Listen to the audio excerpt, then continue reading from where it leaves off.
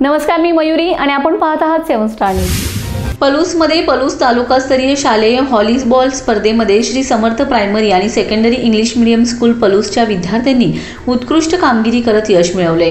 17 वर्ष वयोगट मुलांच्या संघाने तालुका स्तरावर प्रथम क्रमांक मिळवत सांगली जिल्हास्तरीय स्पर्धेसाठी त्यांची निवड झाली।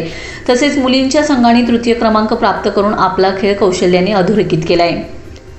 या यशाबद्दल संस्थेचे अध्यक्ष सुहास सूर्यवंशी पुदाले, उपाध्यक्ष अनिल कदम, खजिनदार ईश्वर सिसाळ, सचिव सुहास पुदाले, संचालक पांडुरंग पुदाले, सतीश पवार, जगन्नाथ पुदाले, महेंद्र माने, शैक्षणिक संचालिका संजीवनी सूर्यवंशी, प्राचार्य जी.बी. डुबल तसेच संस्थेचे सर्व पदाधिकारी यांनी संघाचं अभिनंदन केले। क्रीडा शिक्षक पंकज जाधव यांच्या मार्गदर्शनाखाली विद्यार्थ्यांनी उत्कृष्ट खेळ सादर केलाय।